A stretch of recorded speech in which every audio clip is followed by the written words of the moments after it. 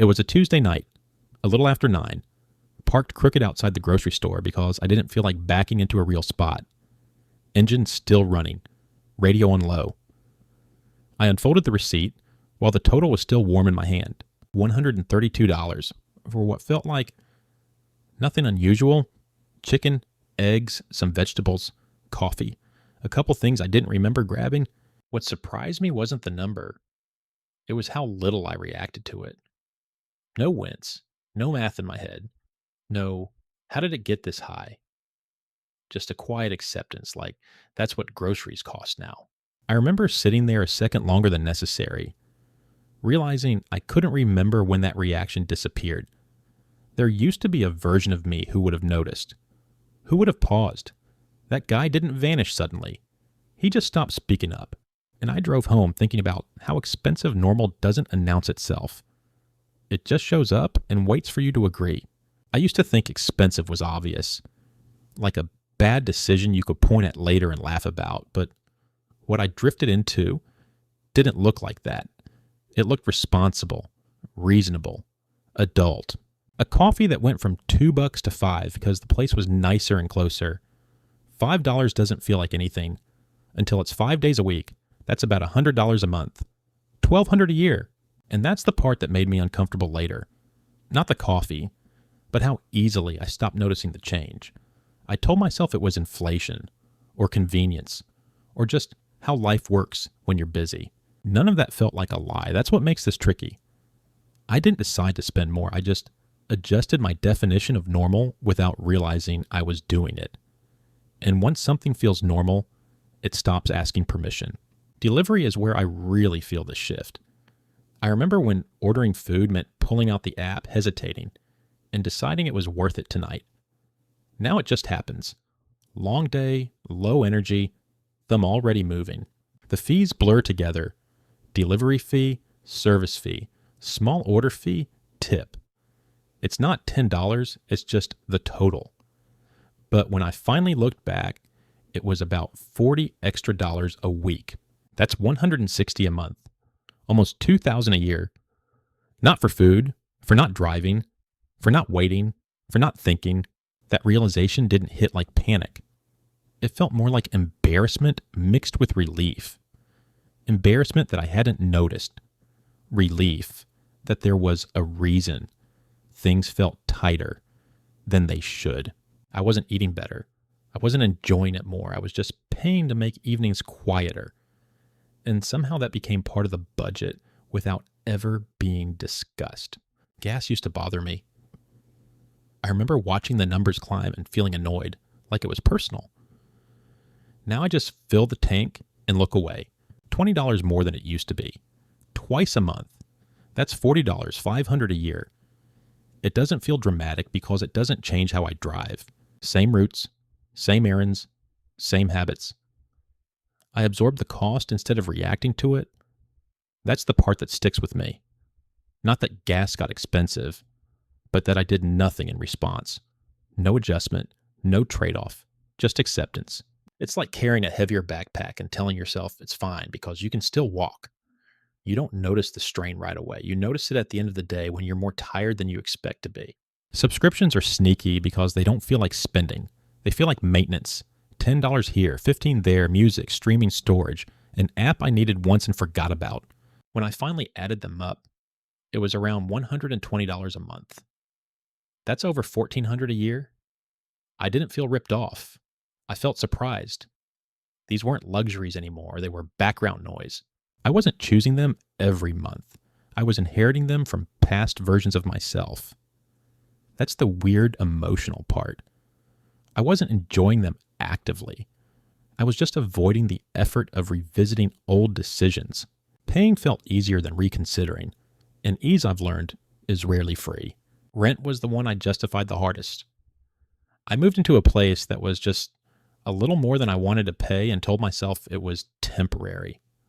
1 year, maybe 2. The increase was about $300 a month, $3,600 a year. At the time, it felt manageable. I rearranged everything else around it. Fewer savings, less margin. It wasn't painful enough to force a change. That's what made it stick. Temporary has a way of turning permanent when life gets busy. I didn't wake up one day and decide this was my forever baseline. It just became the number rent was. And once something big like that locks in, everything else has to squeeze around it quietly. Eating out stopped feeling like a treat when it became routine. Lunch near work. Dinner when I didn't feel like cooking. $20 here, $25 there. I used to pack lunches.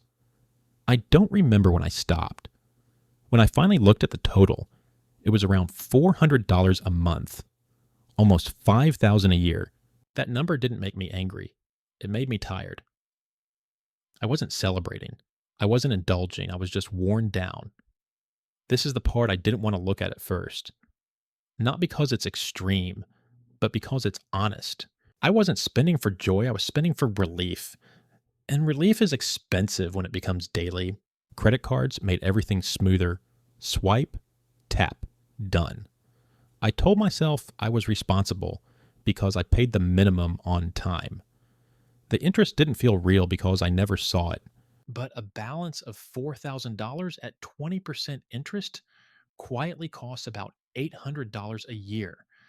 That's money that doesn't buy anything. It just disappears. That realization sat heavy with me.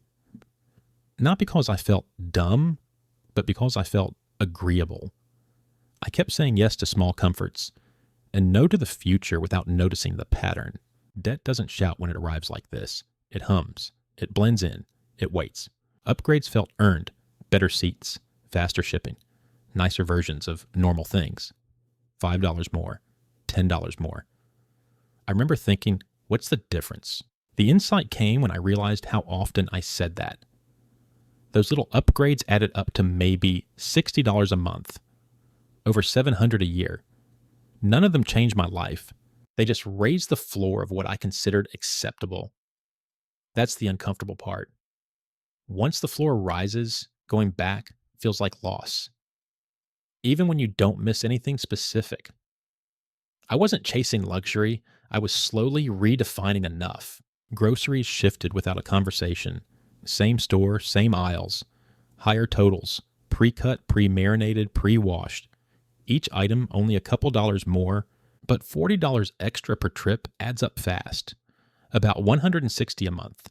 Nearly $2,000 a year. It felt like paying a tax on being tired. I wasn't splurging. I was opting out of effort. And that choice felt harmless every time. Looking back, I feel a quiet sadness about how often I paid to save 10 minutes. Not because it was wrong, but because I never checked if it was still worth it once it became automatic. Social spending is the hardest one to look at cleanly. Drinks after work, birthdays, trips that weren't that expensive. I said yes because saying no felt heavier. When I added it up, it was around $250 a month, $3,000 a year. That number doesn't make me resent anyone. It makes me reflective.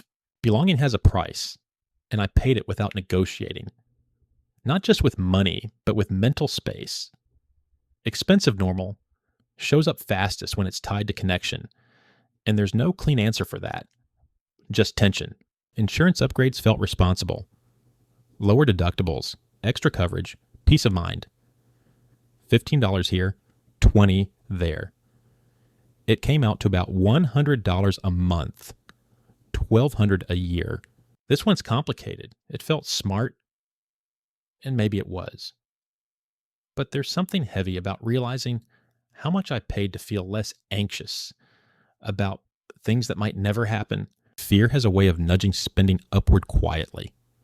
I didn't notice how much of my budget was built around calming future worries instead of living the present. My phone plan doubled without me noticing. Unlimited everything. Device insurance, add-ons I don't use, $90 a month when it used to be $45. That's over $500 extra a year. The money isn't the part that bothers me most. It's how changing it feels like work, waiting on hold, comparing plans, thinking. Inconvenience protects. Expensive normal better than any excuse. I pay to avoid that friction, and once I saw that, I couldn't unsee it. Fitness spending felt like self-respect. Gym membership, classes, upgrades, about $120 a month, over $1,400 a year. I don't go as often as I tell myself I will. That's where the discomfort sits. Not in the money, but in the gap between intention and reality. I wasn't paying for workouts. I was paying for who I wanted to be.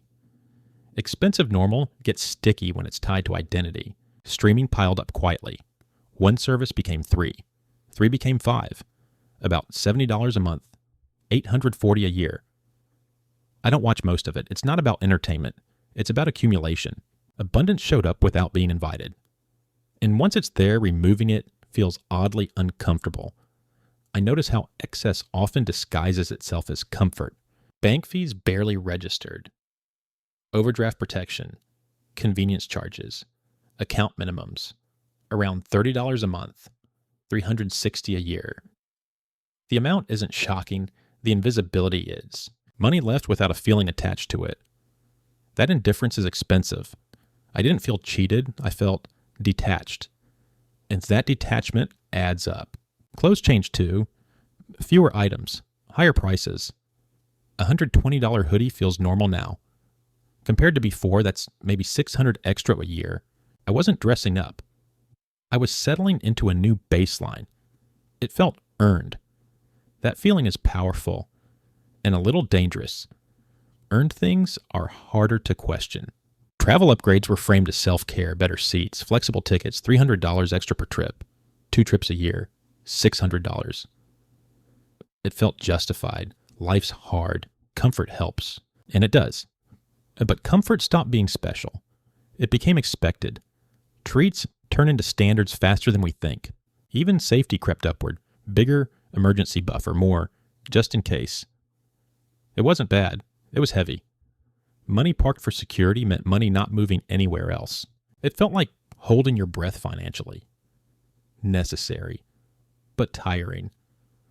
I didn't notice how much of my income was frozen in preparation when I finally added everything up. Subscriptions, convenience upgrades, drift. It came out to about $9,000 a year more than my old normal. That number didn't scare me. It quieted me.